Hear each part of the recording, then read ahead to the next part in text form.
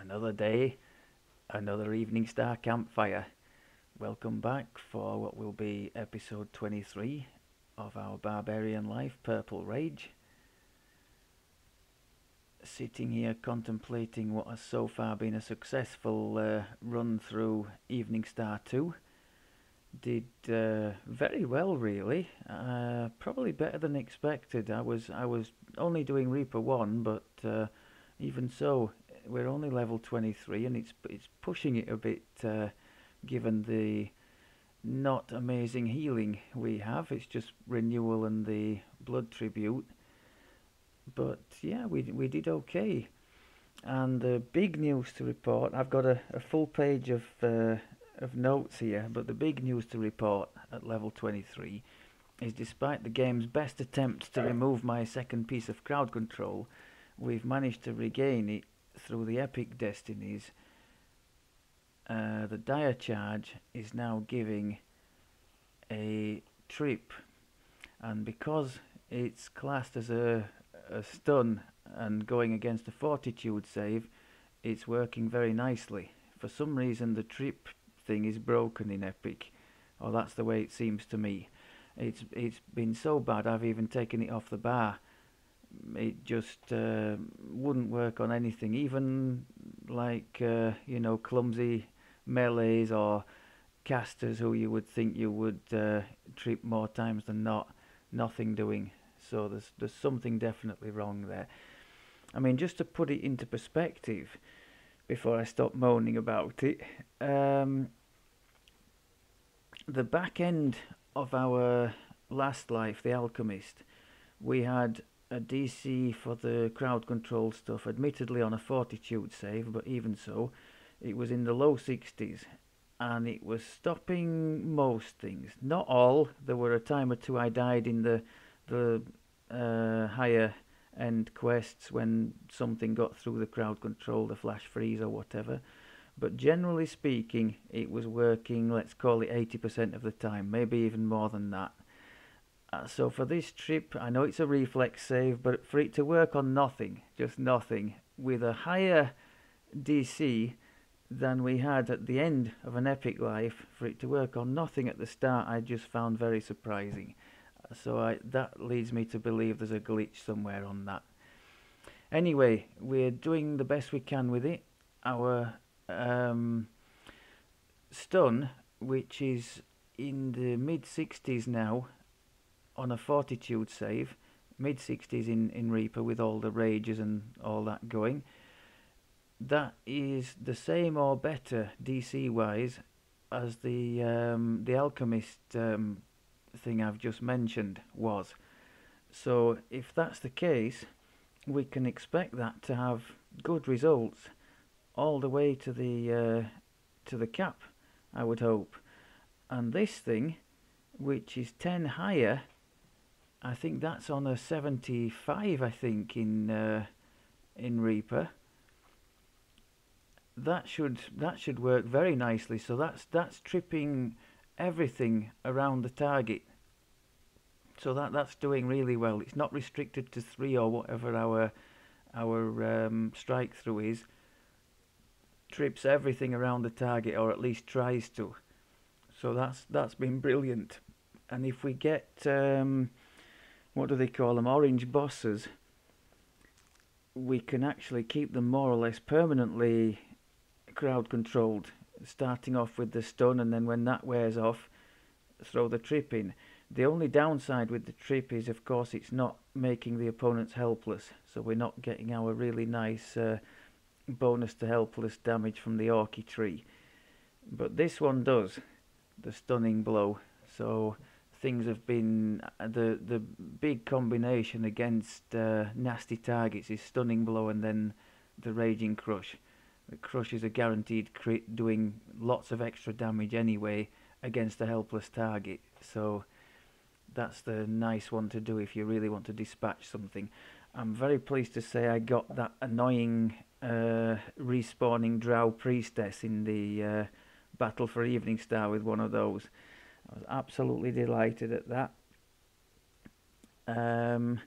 So as you can see, Epic Destiny wise, fully committed into the Dreadnought tree. We've taken the second cores in these two. This one I'm not particularly interested in, just for the melee power.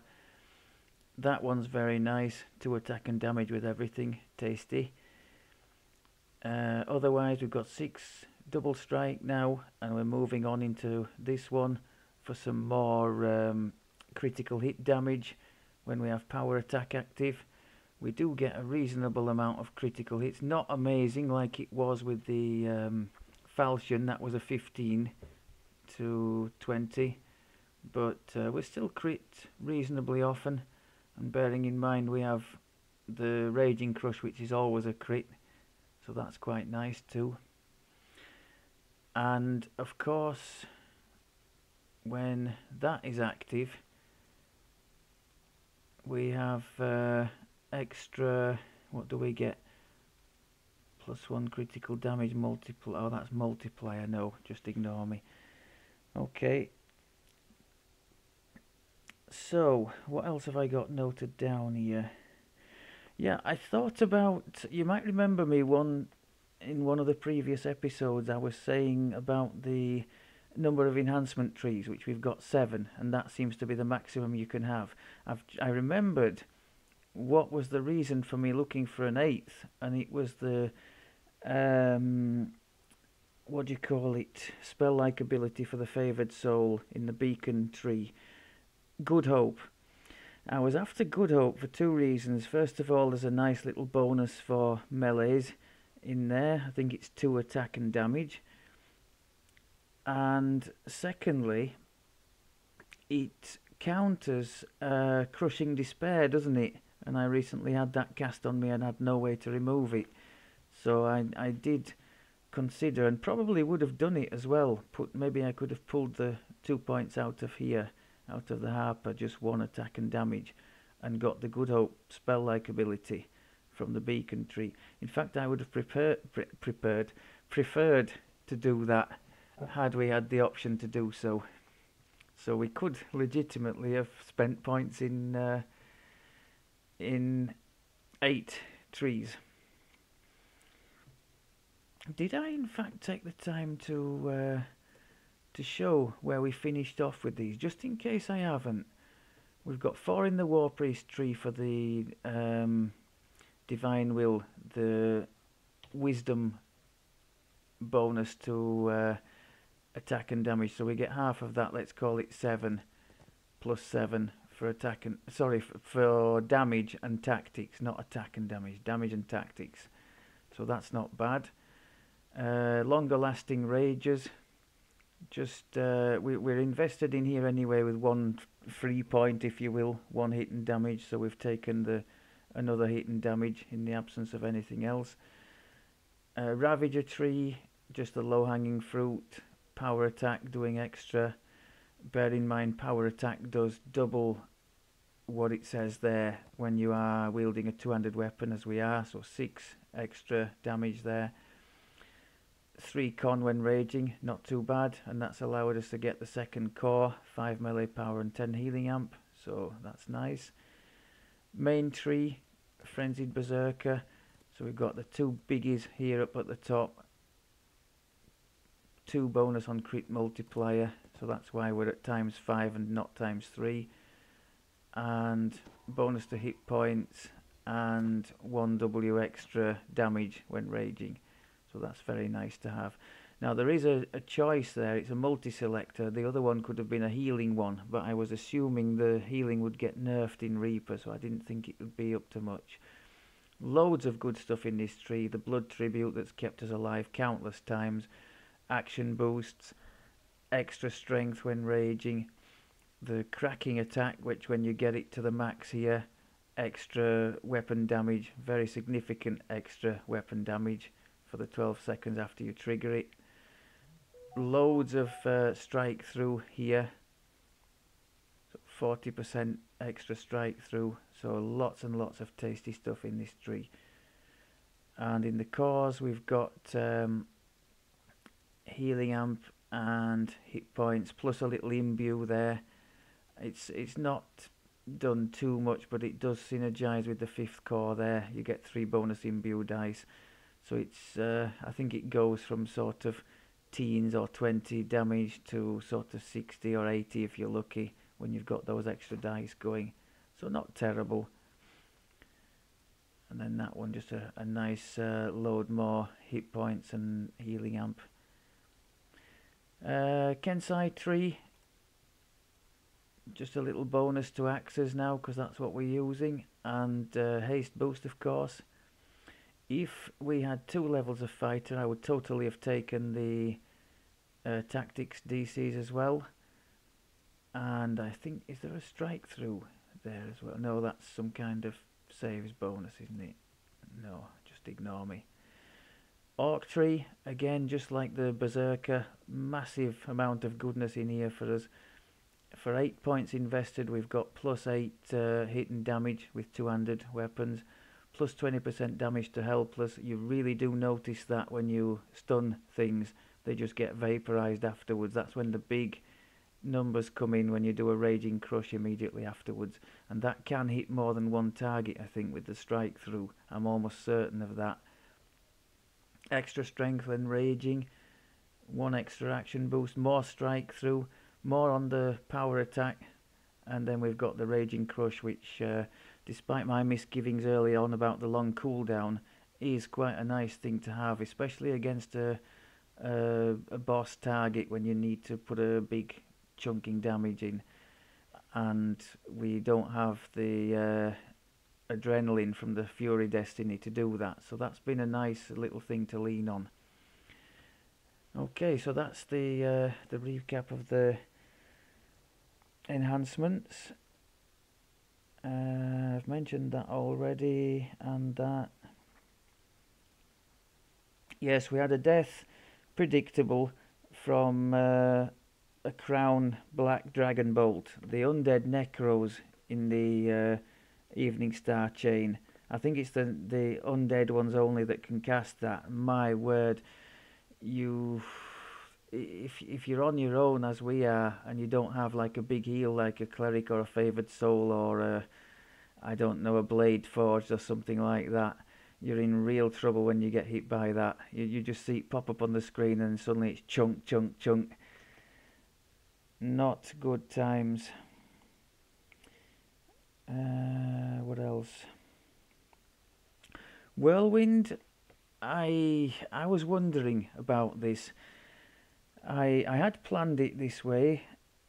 I invested 3 feats obviously to get it, of which one was the opening one in Epic.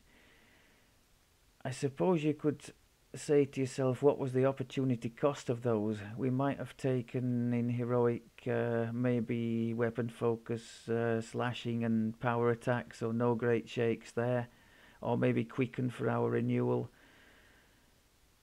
And in the Epic, I guess it's just delayed overwhelming critical by a level or 2. But do we actually use it enough to warrant having it there? I'm wondering. It's a nice AoE when you're not sort of in a rhythm hammering, and when you're hammering away at a single target like a boss, I never use it because it just breaks the momentum, especially when you've got haste boost and your other things going. I'll throw the cracking attack in for the extra damage, but I'll never use that. I just I'll throw in the raging crush and the cracking attack where applicable, and the dodgy things, but never that. That comes in handier when you're surrounded a bit by things, and let's say like the spiders in the Battle for Evening Star, the final scene where you've got that enormous big spider thing and a load of little things. Every now and again, for clearing the little things, I would use that, and everything around me got smashed by it. So it is situationally very useful. It's on a short cooldown, so I don't regret taking it.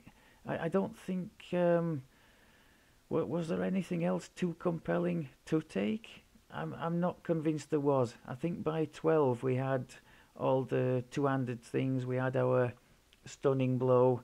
We had power attack, so we had the sort of meat and potatoes of the build by then anyway.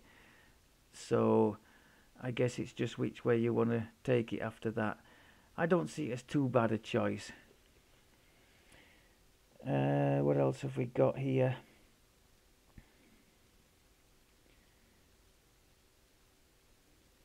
Yeah, I've just mentioned that. Oh yes, one thing I was happy to notice, the blood tribute can be triggered underwater, and there was one quest, maybe you can guess which one it is, in which that proved very helpful. As most of you I'm sure know, you can't do healing underwater yourself. If you want to be healed underwater, you have to have a hireling come and do it for you. But this thing, this temporary hit points, you totally can, and it saved us big time in the swim in Another Man's Treasure in the 12. I got into trouble with the spikes there in the swim. Quite unlike me actually. I'm normally pretty good in that swim section, but of course we don't have evasion, and going into the spikes really hurts on Reaper. So I just hit the blood tribute a time or three, and we came out of it just fine. So I was very happy to notice that. Also, on the subject of swimming, it was noticeable how good we are, given that swim is a strength skill, how quick we swim. So that was a nice little aside, which I haven't noticed before, as I've not done a strength build before, like maybe not ever.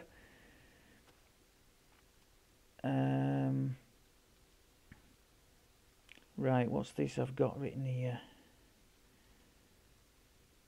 Oh yes, added the epic sapphire studded buckles. That comes from the other one in the 12. Kind of a big deal. Very nice source of a shield, clickable if you don't natively cast a spell. We do have a 5-minute night shield from our favoured soul, but why have 5 minutes when you can go for 20 minutes?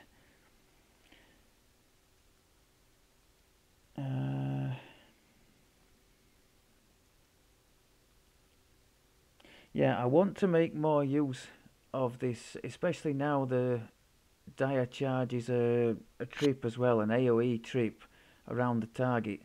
I want to make more use of that too. It's on quite a short cooldown, 12 seconds is it there, yeah. And just to get us moving around the field, to incapacitate the opponents, to get us into combat quickly so they're not being able to target us as we move in. I need to do much better with that. I'm conscious of that. It's kind of the reason we've stayed in the Dreadnought Destiny, because of the crowd control element. Otherwise I'm sure we'd be in Fury. So I want that to work. It does work very well. It needs me to use and abuse it now, which is what we're going to try and do. What's this? We can't... Yeah. Boss... single target damage is not amazing, obviously. That's the price we pay for staying in this Destiny. And sometimes we struggle with incoming boss damage, because obviously the renewal is nerfed by the Reaper mode. So I have to accompany it with the blood tribute, and as that's on such a short cooldown, I can generally get away against bosses, nasty damage dealing bosses. We can generally outlast them with our own boosts and extra damage and that kind of thing, plus this blood tribute. I'm talking about the werewolf thing in the catacombs, you know, the Fitz turns into a werewolf in there, and that thing can really dish out the pain, can't it? At least it does to me.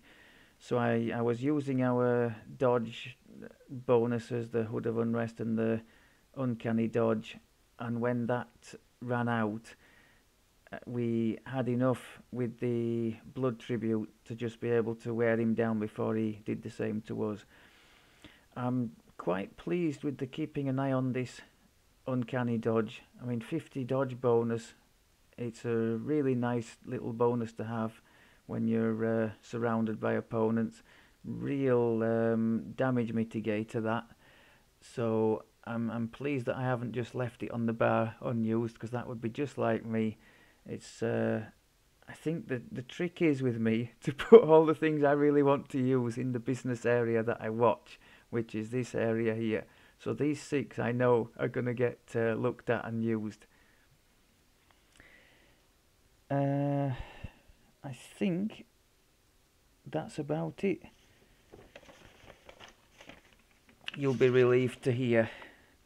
So, we came through Evening Star 2 pretty well, the first 3. I've got the 4th one to do. That's the one I thought I would show you today.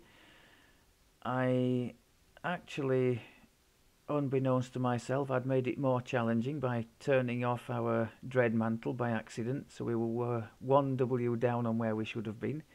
So maybe that's even more of a reason to be optimistic about this last one.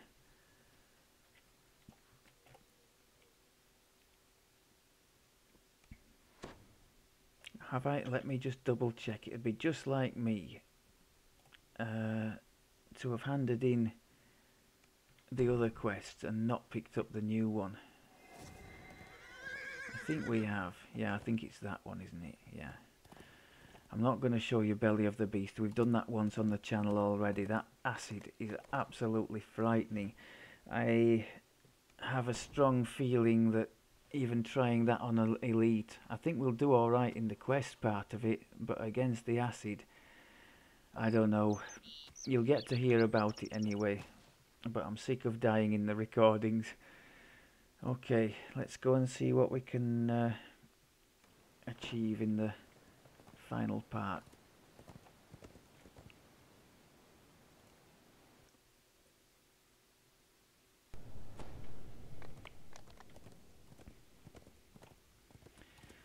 Trying to remember if there are any nasty pinch points in this one. I don't think there are actually. I think we should do okay in here. I think the worst one in here is the 3rd one I always do. There's the rusted blades, isn't it, where you can get the drow weapon master weapons. The one where you have to unlock all the doors, or in our case smash them down. And the 3rd one is the more difficult one, where you have to get the key to the kitchen or something like. What's it called, that one? It's a... oh, I can't remember. It's always the house of something, isn't it? It's on a big open planet. The one that ends with the... you have to blow up the 2 cauldrons and defeat the wizard, is it Relic, at the end? That's the one I find the toughest. I know that with a roguey character you've got a very nice shortcut you can do to go more or less straight to the end fight, haven't you? But in case you hadn't been keeping up on current events, we are not a roguey character. So we went the long way around. We did alright as well. I was more than pleased with that.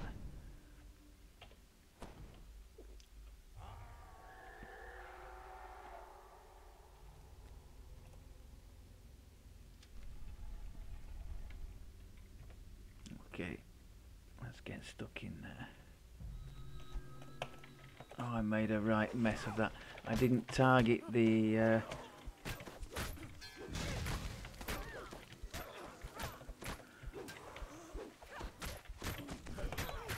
that was a nice use of the whirlwind there. I didn't target the opening thing, the dire charge, so it just fizzled. You have to have a target for it to run at.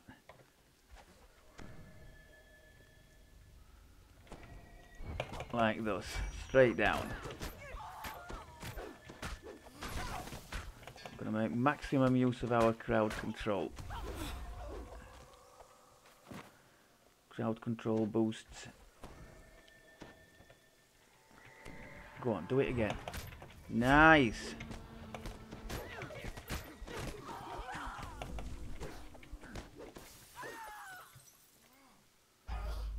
Oh, hello.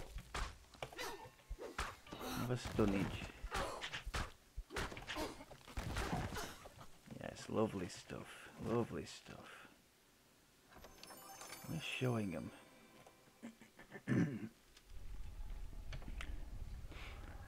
Okay, now let's get all the extra strength things on.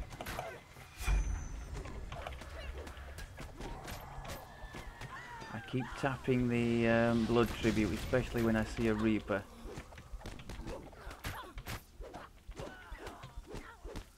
Threw the big raging thing in against that boss. We didn't do too badly against it, did we? At one end of the chamber stands an inert large portal gateway. This is where the drow Oh, enter hello. the Temple of Loth that sits high atop the Okay. ziggurat. Elminster has just arrived, meeting you as promised. Perhaps he has an idea on how to open the portal.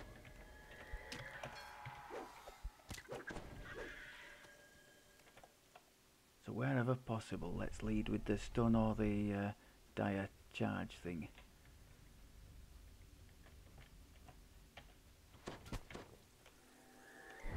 It's quite a nice long range there, and a nice little AoE as well when you get to the target.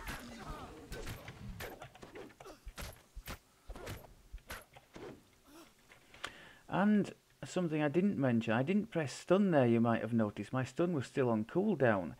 This weapon does actually have a 3% chance to stun the target. Well, if it fails a DC 33 save. I can't see much failing a save like that, unless they roll a 1, I suppose.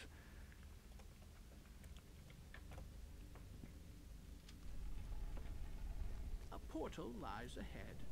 The interior of the ziggurat is so vast that the drow use magic to move between different sections of the structure.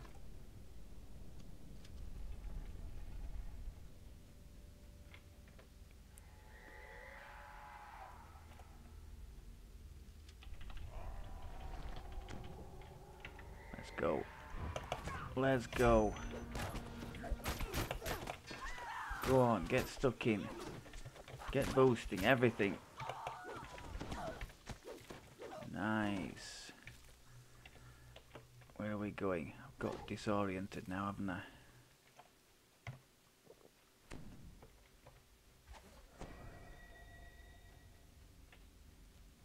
I knew something had popped up somewhere. There's something else as well, yeah, I thought there would be. That was the old 1-2, except we missed. That was the stunning blow and then raging crush I tried.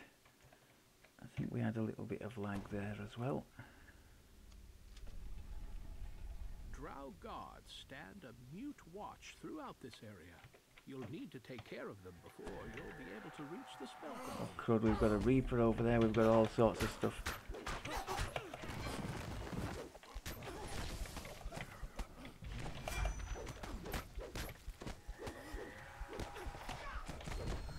Threw the improved dodge thing in. Massive lag there. Oh god, please don't kill us.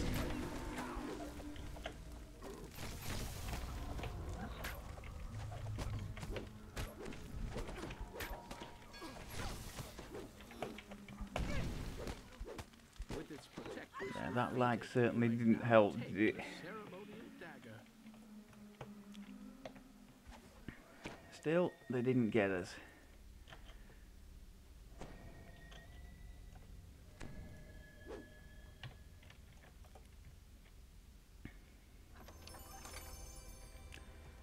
Okay, let's go and do the other side.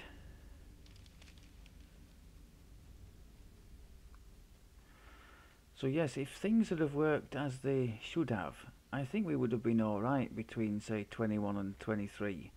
But as it's turned out, with the trip not working at all, we were a bit vulnerable until we got to 23, and this this dire charge acquired the trip thing. I mean, look at that, 71, and it's only down as low as that because some of the things are off at the moment. We don't have our death frenzy.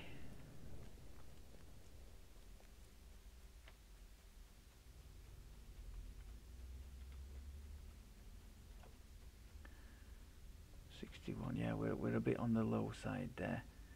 I think let's just try and show you.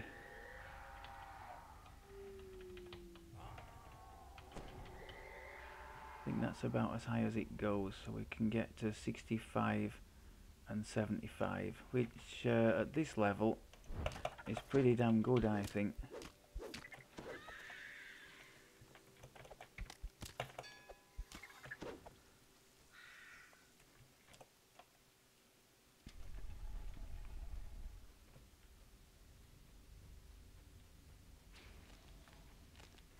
Oh, I thought I'd heard something. Welcome to the show. Okay.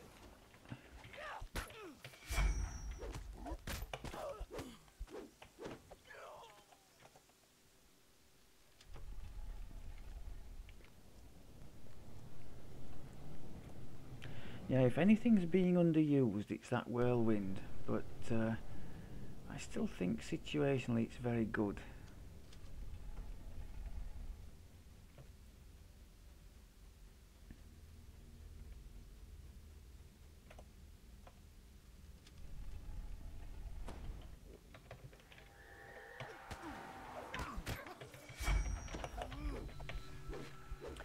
Is that another load of lag? Yes, what a surprise.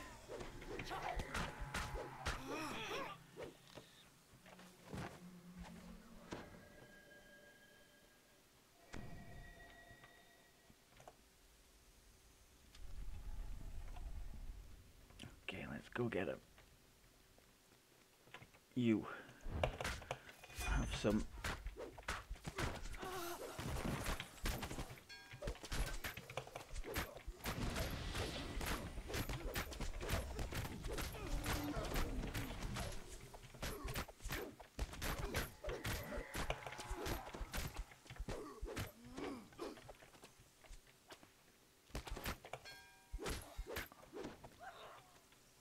Hasn't said anything, so I think there must be another one somewhere.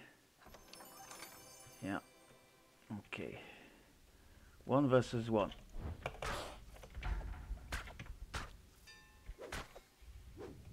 Come on, what's happening here? Oh God. Okay. Spider brooch is now yours for the taking.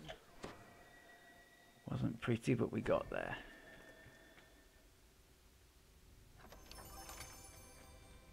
Now that you've found both magical components, Elminster can open the portal within the main chamber.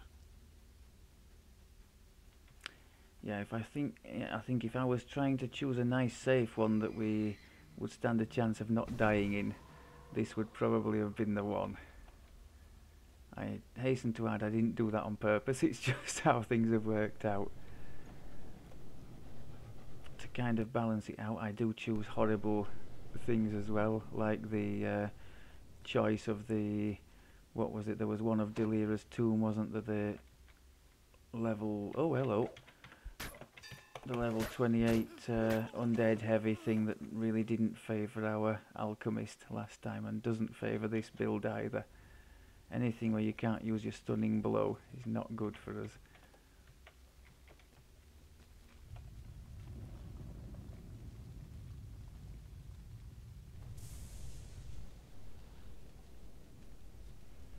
Rage is just about to run out.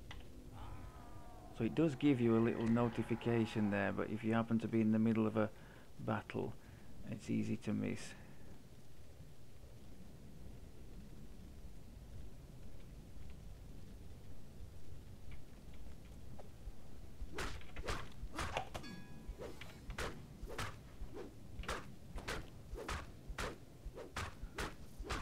I really should have put a haste boost or something in there. I was saving them for the end fight. The portal entrance is now clear.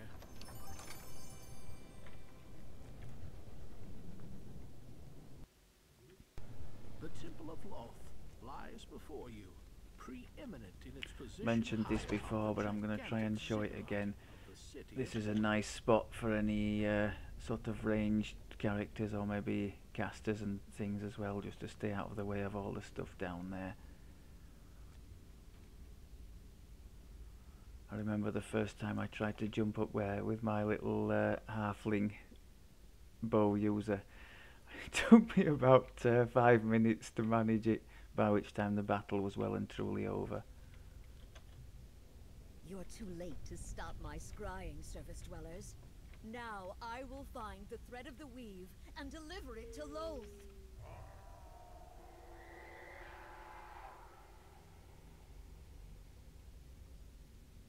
Wait, can it be? Nice big chunk of hit points these barbarians get. How delicious! The brave heroes delivered the thread of the weave right into my hands. Even with 8 less con, we're still in the 2000s, which is nice. The thread of the weave is my gift to you. Now enter the portal, girl, and accept your fate in the demon web. You cannot resist. Kill the surface dwellers. I command you, in the name of the spider queen. Everybody down, that's beautiful. Or nearly everybody. Dark Eminence, bless your servant as I slay Come on then. these Why can't I unworthies in move? your glorious name. Can he stun you? No.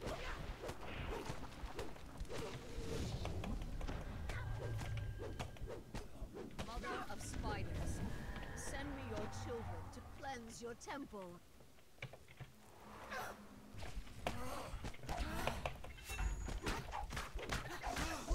That's a situation for Whirlwind, if ever there was one.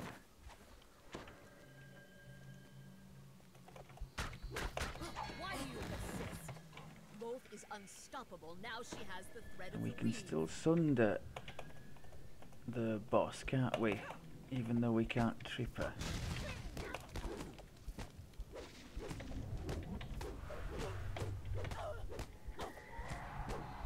Dark Mother, send forth your demonic minions to slay your enemies. Nice shot. So was that. I think we got them all, did we? Oh no. Both unseat you. Help me defeat your foes. Did I not bring you the thread of the weave? Go on. Why aren't we fighting here?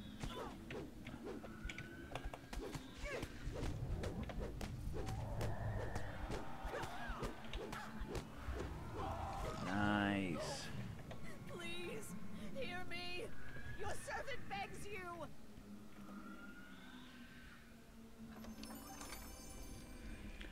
I'm guessing it's a level down from what we did it on the caster, but the caster never had to take the damage coming back like we're doing, so Please. I'm still quite pleased with that. And the crowd control now that we've got this dire charge thing working, is looking quite tasty as well. It's just reliant on me remembering to keep the rages up, keep the divine will up, and now keep that death frenzy going when we're in a contact as well. If I can remember just those three, we should be in good shape.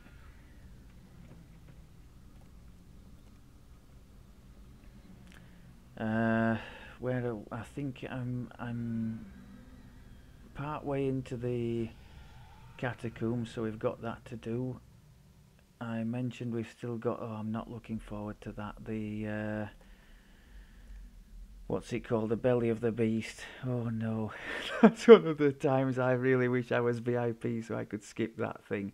It's not actually a bad quest, but the running to it is a bit painful, and also the that acid thing at the end. I mean, that's just like having a black dragon bolt just all the time. That is really something. And then when you have to swim through it and you can't avoid the acid damage, that's tough as well. Although, if we can't do it with this build, with the blood tribute on a 3-second cooldown, I guess we'll never do it, will we? So yeah, we're in a good position to try and get through that. And then I guess there's Evening Star 3 to go at. I thought about inviting along one of the little archers from the bear party who's leveling at the moment, for a bit of a change of perspective, a bit of heal as well. I think the two could go quite well together with the sort of gung-ho approach I have on this character, getting stuck in and attracting all the attention. That's exactly the kind of thing a little archer might like, and kind of thin the field around me. She's very good is all at getting rid of the nastiest targets first, which would leave the rubbish for me to mop up without getting hammered in return, which might be quite nice. Right, I think I've waffled on more than enough there. I think we're back on the right track again after floundering a bit with the loss of the trip, so I'm happy at that. I'm a little bit concerned that as we go up, we've only got this tree to invest in, really, and that's it. I mean, at a pinch, I can go and get the 3 imbue dice out of the draconic tree, but moving forward, this is all we've got. I mean, when we get to 26, what do we have to look forward to? We have weapon attacks against creatures with 5+ stacks of terror add vulnerability. That's not bad when we're beating away on a boss. That should help us, because every attack gives a stack of terror, so not terrible. Our dire charge will stun, so again very good, and on a high DC. When you activate, oh, that's a shame. When you activate any action boost, 10% action boost bonus to attack speed, but my action boost that I'm activating is haste, and it's not going to stack, sadly, so that's worthless. Extra damage to helpless, that's very nice to have. Especially once this starts to, once that starts to stun as well. We're going to have 2 sources of helpless there, so that will be good from 26. Look forward to that.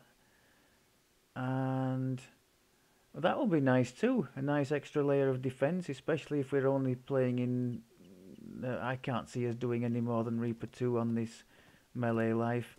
So we're always going to get some decent defense out of displacement, aren't we? And we do regularly use the haste boost. So yeah, I quite like the look of that. What have we got there? 15 PRR, not terrible.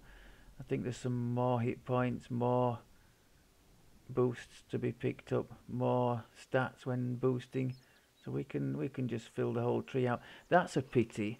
9 action boost bonus to tactical DCs, but it would put the haste boost on a cooldown, so I can't really make use of that. But aside from that, I think we could do alright there. The lay on hands there has been suggested that I could use that to alleviate our healing issues, but I don't know how many we'd get. I'm guessing not too many. It's nice that it would scale with con and not charisma. Our con is reasonable, 37, and probably be more in the quests with the Reaper trees plus the rage bonus. But I think you need that one, don't you, to get them to regenerate and to have more use out of it, and that would mean 20+ points spent in the tree, which I don't really see us doing. And if we did, it would be 20 points of filler stuff, really, because there's not a lot in there that's going to help us, I don't think.